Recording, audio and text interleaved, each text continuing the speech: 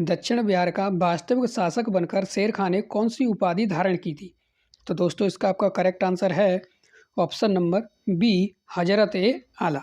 यानी बी हमारा इसका क्या है करेक्ट आंसर है। ओके, अगर आप SSC, GD, UP police, railway या किसी भी गवर्नमेंट एग्जाम की तैयारी कर रहे हैं तो आप चैनल को सब्सक्राइब जरूर कर लेना। ओके, क्योंकि बहुत ही कम समय में हम आपके लिए अच्छे अच्छे क्वेश्चनों की छोटी छोटी सीरीज लेके आ रहे हैं, लगातार वीडियो अपलोड कर रहे हैं। ओके, चलिए देखते हैं अगले क्वेश्चन को। जाप्ती प्रणाली किस शासक की देन है? तो जाप्ती जो प्रणाली है वो किस शासक की देन है? तो दोस्तों इसका आपका करेक्ट आंसर है option number B, Shershah Suri.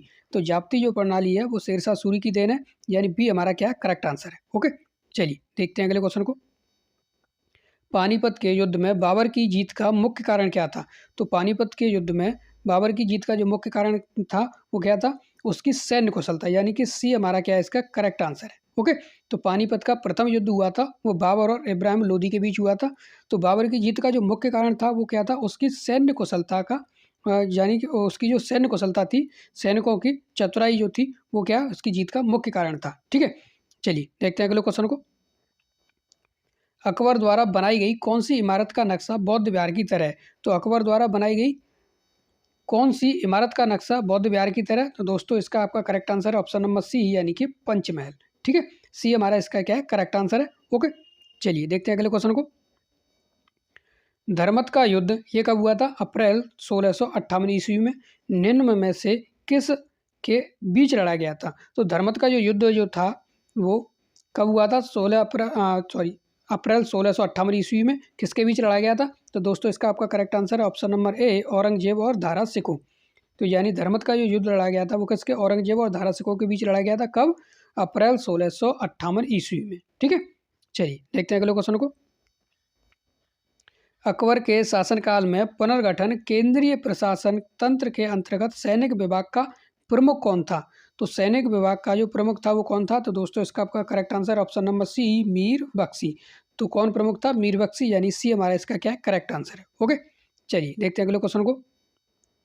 Bharat के मुगल शासक बनने पर जहीरुद्दीन मोहम्मद ने नाम रखा था, क्या नाम रखा था? तो दोस्तों इसका आपका correct answer option number B, यानी कि बाबर। तो बाबर का ही मुख्य नाम जो था वो क्या था? जहीरुद्दीन मोहम्मद नाम था। ठीक है, यानी कि इसका हमारा क्या है करेक्ट आंसर बी है, यानी कि बाबर। ओके, चलिए देखते हैं अगले क्वेश्चन को। जहांगीर के दरबार में पक्षियों का सबसे बड़ा चित्रकार कौन था? तो जहांगीर के दरबार में पक्षियों का जो सबसे बड़ा चित्रकार था वो कौन था? इसका आपका correct answer option number A, यानी कि मंसूर। मंसूर जो था वो क्या था? सबसे बड़ा पक्षियों का चित्रकार था, यानी ए हमारा क्या है इसका करेक्ट आंसर है। ओके, चलिए देखते हैं अगले क्वेश्चन को। अमरकोट के राजा बीरसाल के महल में किस मुगल बादशाह का जन्म हुआ था? तो अमरकोट के राजा बीरसाल के महल में किस मुगल बादशाह का जन्म हुआ था? तो दोस्तों इसका आपका correct answer option number B, यानी कि अकबर। किसका जन्म हुआ था? अकबर का, यानी बी हमारा इसका क्या है करेक्ट आंसर है। ओके, चलिए देखते हैं अगले क्वेश्चन को। शासक बनने के बाद 12 अध्यादेश जारी करने वाला मुगल बादशाह कौन था? तो शासक बनने के बाद 12 अध्यादेश जारी करने वाला मुगल बादशाह कौन था? तो दोस्तों इसका आपका करेक्ट आंसर है ऑप्शन नंबर डी, यानी कि जहांगीर। ठीक है, इसका करेक्ट आंसर कौन सा है? डी, यानी कि जहांगीर। तो दोस्तों आज की क्लास में बस इतना ही। अगर वीडियो अच्छी लगी हो तो चैनल को सब्सक्राइब जरूर कर लेना। ओके, चलिए मिलते हैं नेक्स्ट वीडियो में ऐसे ही और अच्छे क्वेश्चनों के साथ।